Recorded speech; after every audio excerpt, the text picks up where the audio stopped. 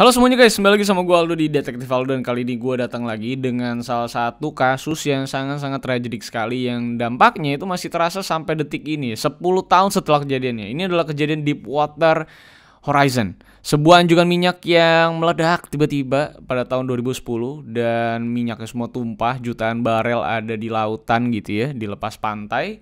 Dan akhirnya ngebuat sampai detik ini binatang-binatang, orang-orang itu masih merasakan dampak negatifnya dari ledakan ini dan juga hancurnya Deepwater Horizon yang dimiliki lisensi penggunaannya oleh British Petroleum, yang kalau lu buka websitenya sok asik go green gitu ya. Tapi semoga ini tidak terjadi lagi dan BP bisa belajar lebih baik lagi supaya yang namanya pengeboran minyak ini tidak merugikan siapapun. Nah, berhubungan kasus kali ini yang mau gue bahas, sebenarnya lo tau gak sih bahwa di Indonesia ini atau bisa dibilang dunia ini tuh ada ilmu yang mempelajari soal tentang keselamatan dan kesehatan kerja. Di Indonesia pun sebenarnya undang-undang khusus terkait tentang K3 ini sudah memang harus ada gitu, dan disebut biasa K3 gitu ya. Bahkan di undang-undang K3 tersebut mewajibkan bahwa setiap perusahaan itu wajib yang namanya menerapkan K3 dan serta bahkan punya orang yang ahli di bidang K3. Sehingga ini membuka lapangan pekerjaan atau peluang baru untuk kalian-kalian yang pengen kerja di lapangan gitu kan. Jadi lumayan dapat kerjaan baru nih setelah pandemi, dapat kerjaan baru gitu. Mantep kan? Nah, buat lo yang tertarik sama bidang K3 ini dan pengen punya kerjaan seperti itu, mau jadi ahlinya juga, nah lo bisa nih cek yang namanya Instagram Mutiara Mutu Sertifikasi. Gue rekomen banget tempat sertifikasi ini karena memang pertama sertifikatnya udah dikeluarin sama Kemnaker RI dan BNSP. Jadi untuk urusan sertifikasi dan gimana kredibilitas mereka itu semuanya sudah tergambarkan oleh sertifikasi yang sudah dikeluarkan. Dan kedua, reviewnya juga udah bintang 5, bisa cek di Google. Dan satu lagi, ini sertifikasinya sudah meluluskan ribuan alumni untuk sertifikasi K3 ini. Dan mereka juga bukan hanya ngelulusin lo doang, tapi kalau memang lo udah lulus, itu biasanya juga mereka melakukan survei kepada seluruh alumninya, supaya setelah lulus dari sertifikasi, dari 3 bulan itu, ya lo udah harus bisa kerja. Jadi dipastiin juga lo dapat kerjaan di bidang K3 tersebut. Jadi kalau misalnya tertarik untuk dapetin pekerjaan baru ini, dan penasaran juga gitu ya, gimana sih cara kerja para ahli-ahli K3, dan dapetin pekerjaan dan income juga, dan mungkin lagi nyari kerjaan juga, bisa coba cek langsung ke Instagram mereka supaya kita banyak ahli K3 di Indonesia ini khususnya, karena banyak banget kan yang namanya pekerjaan-pekerjaan lapangan di Indonesia, karena kita juga banyak tambang minyak segala macam. Jadi K3 sangat diperlukan dan mungkin lu adalah orang yang cocok untuk bisa kerja dan jadi ahli K3. Yang bisa lo cek sekali lagi di Instagramnya si Mutiara Mutu Sertifikasi. So check it out guys, and let's begin the case guys.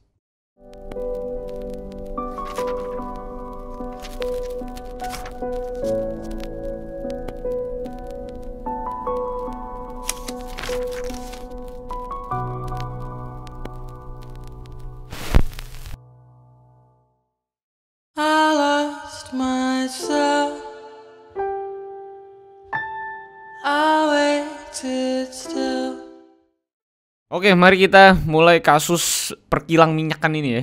Semoga kita semakin tertarik dengan kilang minyak dan kali aja lu bisa kerja di kilang minyak. Gokil.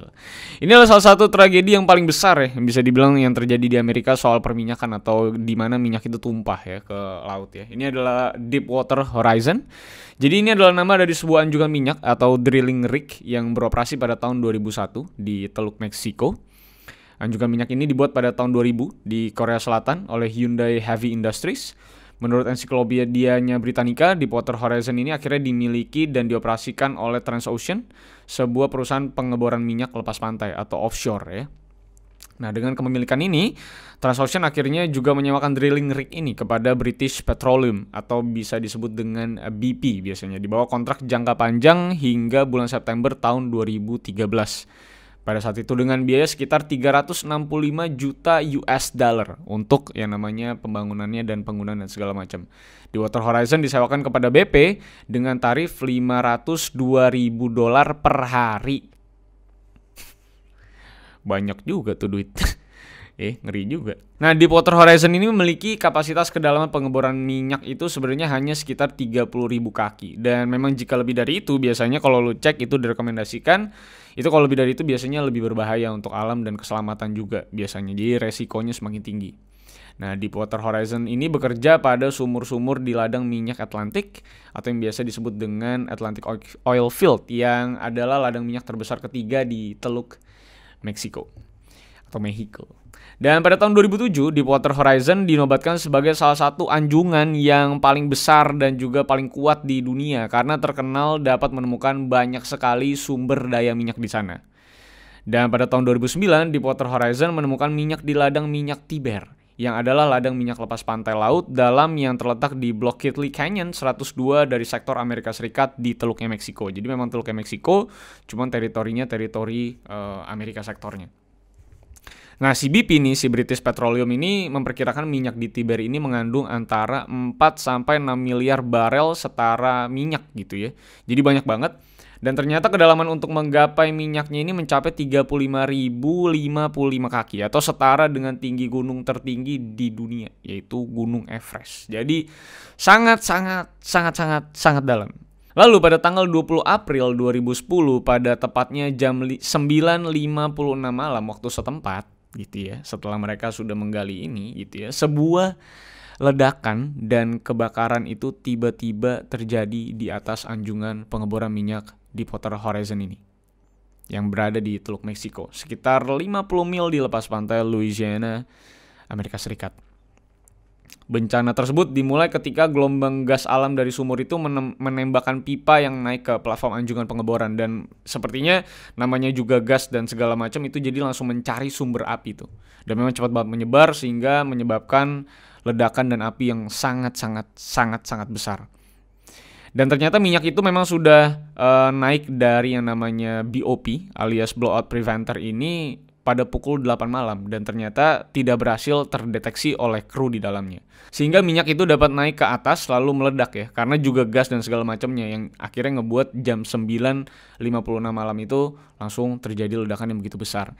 Yang sebenarnya mekanik penyelamatan darurat di anjungan minyak ini sebenarnya punya beberapa lapisan mekanik, yaitu si blowout preventer itu tersebut yang memang namanya aja juga untuk menghindari adanya peledakan yang memang ternyata akhirnya jebol. Dan sebenarnya lu bisa nonton mekaniknya, sebenarnya ada 3 lapis dan lu bisa tonton lebih jelas mekanik BOP ini seperti apa di Alertometer, ada channel YouTube-nya soal mekanik mesin pengamanan darurat ini prosesnya kayak gimana dan kenapa sampai akhirnya 3 lapisan ini jebol dan meledak. Sebenarnya hanya masalah keterlambatan aja dan sempat ada pipa-pipanya akhirnya bengkok sehingga ada mekanik terakhir yang nggak bisa nge-cut gitu dan akhirnya terjadi ledakan ini. Nah, kemungkinan besar memang ledakan tersebut disebabkan karena inti yang terbuat dari campuran beton dan menggunakan gas nitrogen ini terlalu lemah untuk nahan tekanannya. Ledakan ini kemudian disusul kobaran api yang akhirnya melalap rig Deepwater Horizon secara sepenuhnya. Api langsung melahap area dek dari pengeboran minyak di mana sistem exhaust generator utama mengeluarkan gas yang juga cukup panas. Sebanyak 126 orang itu masih berada di dalam rig Deepwater Horizon tersebut. Yang juga kalian bisa tonton filmnya, ada juga filmnya yang merani itu Mark Wahlberg kalau nggak salah, yang main di Deepwater Horizon sebagai film. Dengan di dalamnya ada 7 karyawan dari British Petroleum, ada 79 orang kru dari Transocean, serta beberapa orang dari staf perusahaan lain. Dan apinya ini berkobar selama 2 hari. Jadi lama banget, karena memang isinya minyak dan minyaknya terus melompat ke atas. Jadi bener-bener gak bakal berhenti-berhenti sebenarnya, karena banyak banget. Dan sebelum mengevakuasi Deepwater Horizon, beberapa dari anggota kru sebenarnya sudah mencoba untuk mengaktifkan perangkat keselamatan disebut yang namanya BOP tersebut, yang dirancang memang untuk mematikan aliran minyak kan tadi dari sumur dalam keadaan darurat.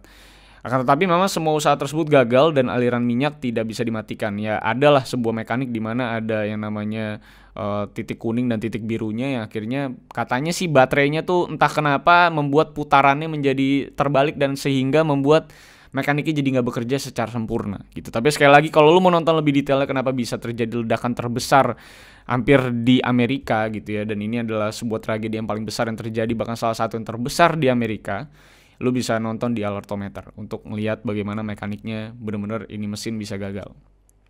Nah, dari 126 orang yang berada di Deepwater Horizon saat ledakan itu terjadi, itu 115 orang tuh berhasil dievakuasi dengan 11 orang itu meninggal dunia. Gitu ya, dan 17 lainnya itu sempat dirawat di beberapa rumah sakit di Mobile, Alabama dan Marrero, Louisiana. Lalu setelah terbakar selama 2 hari berturut-turut, si rig Deepwater Horizon pun akhirnya tenggelam tuh pada tanggal 22 April 2010 karena akhirnya meledak, hancur, berantakan semua dan ke bawah. Nah, inilah dia yang ngebuat ini menjadi sangat-sangat tragedi. Sebenarnya bukan hanya masalah ledakan tersebut gitu ya. Tapi juga bagaimana kejadiannya setelah si Deepwater Horizon ini tenggelam. Di mana minyak yang naik pun akhirnya mulai mengalir ke Teluk. Pada awalnya BP memperkirakan minyak akan tumpah dengan volume sekitar 42.000 galon per hari aja. Akan tetapi pada kenyataannya pemerintah Amerika Serikat pun mencoba melakukan investigasi mandirinya untuk mendapatkan validasi datanya. Dan akhirnya mereka mengkonfirmasi bahwa minyak yang tumpah itu mencapai 2,5 juta galon per hari. Sehingga itu luar biasa banyak dibandingkan dengan prediksi dari CBP.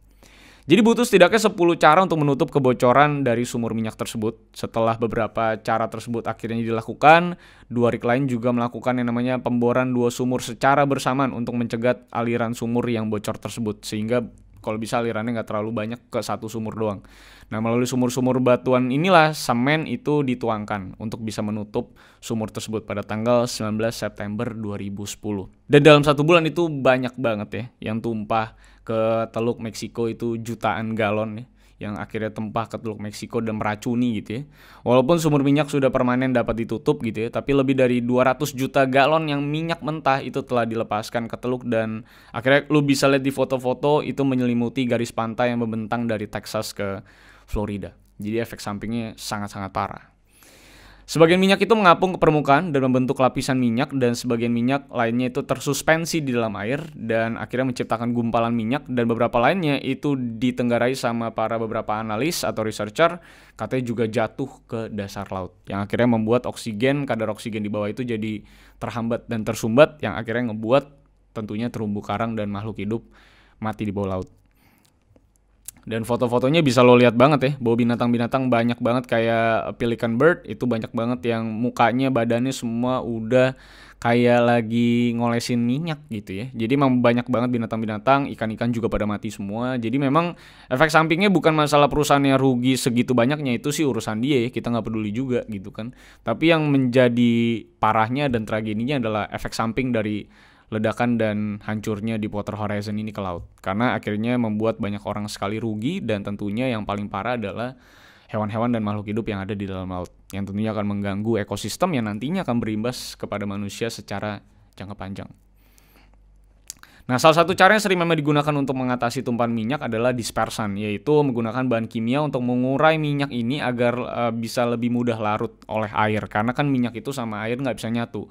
Jadi dengan dispersan ini minyak tersebut bisa diurai dan akhirnya bisa dissolve dan menyatu dengan air lah bisa dibilang. Walaupun kombinasi antara minyak dengan dispersan itu bisa dibilang 50 kali lebih beracun bagi satwa liar yang ada di laut tersebut. Jadi ini memang masih sangat-sangat dipertimbangkan pada saat itu untuk dipakai atau tidak.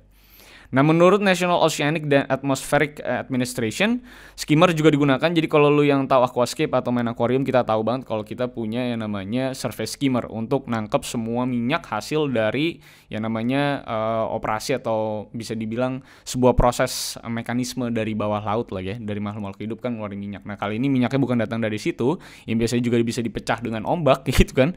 Kali ini adalah yang mau dipecah adalah benar-benar minyak bumi yang ada di dasar laut. Gitu. Makanya skimmer juga digunakan untuk menghilangkan minyak dari permukaan air tersebut, meliputi perairan dekat pantai dan juga lepas pantainya. Antara April dan pertengahan Juli, upaya pembersihan itu juga ditingkatkan dari 26 kapal skimming yang ditugaskan menjadi 593 kapal skimming untuk bisa mempercepat durasi penyelesaian tragedi ini. Nah, air dari sungai Mississippi juga dilepaskan untuk mencegah minyak berpindah ke rawa-rawa dan daerah garis pantai. Akan tetapi, menurut beberapa ahli, sangat tidak mungkin upaya pembersihan ini itu bisa menghilangkan semua minyak secara 100% dalam jangka waktu yang cepat. Belum lagi banyak minyak yang terendap kan ke bawah laut gitu ya, di dasar laut dan juga di pasir gitu, yang dapat bergerak kembali setelah diterjang badai. Dan namanya kan pasang gitu dan surut. Nah, sehingga pas lagi pasang lagi itu minyak yang dari pasir atau mengendap di pasir itu akan dibawa kembali ke laut. Jadi ini proses yang akan sangat-sangat memakan waktu yang lama. Dalam 6 bulan pertama setelah tumpahan, memang lebih dari 8.000 hewan laut dan burung laut itu ditemukan bukan terluka, bisa dibilang sakit ataupun juga mati, jadi mengapung. Lebih dari 150.000 penyu juga diyakini telah mati karena tumpahan minyak tersebut, dan penyu serta lumba-lumba yang terdampar itu meningkat setelah tumpahan minyak terjadi, jadi banyak banget bisa dibilang. Gak cuma itu aja, 103 pekerja yang membersihkan minyak gitu yang bertugas gitu dan 35 warga sekitar yang ada di daerah-daerah tersebut itu juga mengalami masalah kesehatan akibat dari bencana ini karena minyak tersebut, evaporasi dan segala macam. Bencana ini juga berdampak pada bisnis pengeboran minyak, pariwisata dan juga perikanan yang ada di daerah tersebut. Negara bagian Louisiana itu mengalami kerugian mencapai 32 juta US dollar karena penurunan jumlah wisatawan yang berkunjung ke kawasan tersebut yang dimana adalah salah satu kawasan yang cukup banyak wisatawannya. Nah, melanjutkan kasus ini ke meja hukum, pada bulan Desember 2010, Departemen Kehakiman Amerika Serikat itu menggugat si British Petroleum dan Transocean dan juga Anadarko atas pelanggaran Undang-Undang Air Bersih dan juga Undang-Undang Polusi Minyak. Lalu 2 tahun setelahnya, pada awal Maret 2012, BP setuju untuk menyelesaikan gugatan dengan membayar denda sebesar 7,8 miliar dolar. Dan setelah kemudian, pada bulan Januari 2013, Transocean itu harus membayar denda sebesar 1 miliar dolar berdasarkan Undang-Undang Air Bersih. Transocean juga mengaku bersalah atas pelanggaran kriminal Undang-Undang Air Bersih yang mengakibatkan hukuman pidana sebesar 400 juta US dollar atau substitusi 400 juta US dollar.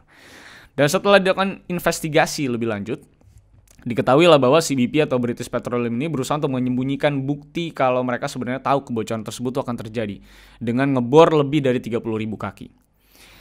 Sebuah memo internal mengungkapkan bahwa perkiraan BP tentang kebocoran itu kira-kira 20 kali lebih besar dari perkiraan yang diberitahukan kepada publik sebenarnya. Jadi kalau mereka bilang resikonya itu kecil lah, nggak banyak-banyak banget. Tapi ternyata mereka sudah tahu bahwa resiko yang bisa terjadi itu sekitar 20 kali lebih besar. Dan itu benar kejadian. Selain berbohong kepada publik, BP juga berbohong kepada pemerintah terkait persiapan mereka untuk mengatasi tumpahan sebesar ini. Dan setelah terjadinya kebocoran minyak ini, tragedi yang sangat-sangat besar, bahkan terbesar di Amerika dan salah satu yang terbesar di dunia, BP juga menggelontorkan jutaan dolar untuk memperbaiki citra mereka dengan membuat iklan di surat kabar lokal dan nasional yang mengatakan bahwa BP sudah berhasil mengalami yang namanya perbaikan atas kebocoran-kebocoran tersebut. Jadi nggak perlu khawatir kalau petroleum mereka ada di segala bangsa dan offshore lainnya karena semuanya bisa diatasi dengan cepat. Walaupun pada kenyataannya tidak gitu ya. Dan bisa dibilang bahwa National Geographic juga coba menganalisa bahwa ternyata memang BP ini sepertinya juga nggak pernah tahu bagaimana cara menanggulangi sesuatu jika hal-hal seperti ini terjadi.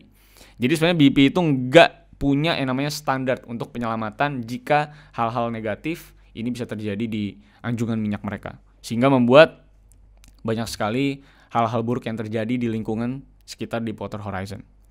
Nah, dengan hukuman dan denda yang dijatuhkan kepada masing-masing perusahaan, nggak sepenuhnya dapat menghilangkan dampak tentunya dari kebocoran Deepwater Horizon tersebut. Sebuah studi yang menilai efek kesehatan jangka panjang bencana ini menemukan bahwa mereka yang membersihkan tumpahan minyak menderita gangguan pada fungsi jantung, paru-paru, dan hati mereka.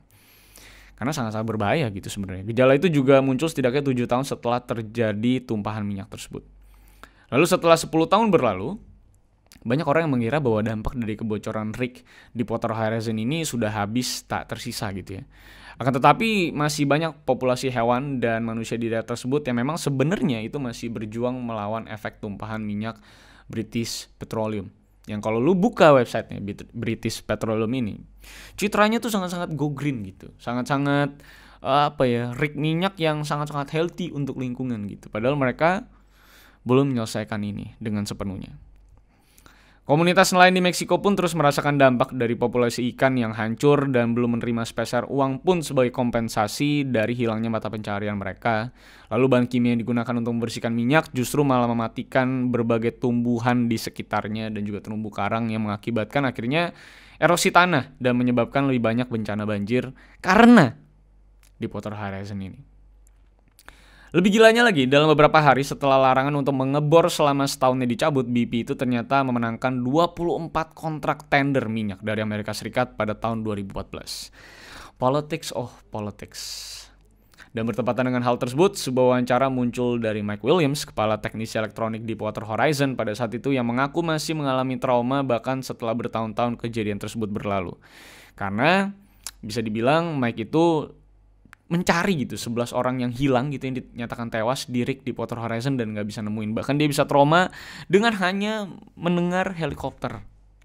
Jadi emang udah tragic banget dan seperti biasa ya selalu ada tikus-tikus meja yang memanfaatkan setiap kondisi ini untuk mendapatkan cuan seperti bansos itu gitu ya. Hebat kan? bansos kita dikorupsi. Tapi efek samping lebih besar ya sebenarnya selama 10 tahun scientist dan researcher itu paling mudah untuk ngecek bagaimana kesehatan laut atau ocean. Itu caranya adalah memeriksa para hewan mamalia di sana, yaitu bisa dibilang seperti paus, seperti lumba-lumba gitu. Nah, ini adalah hewan-hewan yang mungkin jarang dilihat sama manusia. Karena memang biasanya gerakannya juga dari bawah segala macam, jadi susah untuk dilihat manusia. Nah, sampai detik ini katanya scientist dan researcher itu yang biasanya menemukan lumba-lumba dan paus gitu di daerah sekitaran Deepwater Horizon ini sama sekali udah nggak ada. Jarang sekali terdengar. Bahkan kalau misalnya mereka nemuin lumba-lumba, itu lumba-lumba biasanya dicek jadi sampel dan biasanya itu organ-organnya sudah mengalami kerusakan. Dan jadi itu menjadi sebuah indikasi bahwa kejadian Deepwater Horizon ini masih berimbas sampai detik ini. Yang katanya juga itu muncul di bawah, ada di terumbu karang, dan terumbu karang itu hancur. Dengan tidak adanya terumbu karang, tentunya ini akan membuat bagaimana ekosistem ini berjalan. Sehingga seperti udang, kawanan-kawanan yang biasa tinggal di terumbu karang atau hidup di terumbu karang itu akhirnya jadi ikut mati. Karena memang ekosistemnya hancur berantakan. Nah, dengan rusak seperti ini gitu ya, dimana saintis juga merasa bahwa mungkin ikan-ikan yang nggak ada ini mungkin bermigrasi ke tempat lain atau memang benar-benar totally mati di sini, itu akan menjadi dampak yang sangat besar untuk kehidupan kita di kedepannya. Yang tentunya belum dialami sepenuhnya sekarang, tapi tentunya akan berimbas ke manusia nantinya karena ekosistem di lautnya akan semakin berantakan. Dan ini akan menyulitkan banyak orang nantinya ke depan. Itulah dia tragedinya Deepwater Horizon. Salah satu tragedi terbesar yang kalau lu dengar ceritanya mungkin gak tragis-tragis amat. Dan cerita gua hari ini juga lebih kepada efek sampingnya. Karena kalau ngomongin tragedinya lu mungkin bisa lihat di YouTube yang lain yang menceritakan soal detik-detik kebakarannya. Tapi memang berlalunya segitu cepatnya gitu karena tidak terdeteksi dan hitungan jam doang. Jadi daripada gua ngurusin meledaknya kayak apa, mending gua kasih tahu lu efek sampingnya seperti apa. Lu bisa baca liputan lengkapnya di National Geographic. Itu ada banyak banget referensi dari mereka dan efek sampingnya dan bagaimana lu bisa lihat gambar-gambar yang cukup bikin kita ngenes dengan karena minyak ini dan mereka yang namanya merusak peraturan mereka sendiri dan precautionnya semua dihilangkan aja demi cuan gitu ya. Akhirnya ngebuat sampai 10 tahun bahkan sekarang ini pun hal-hal negatifnya masih terasa bagi mereka-mereka yang lebih miskin gitu ya.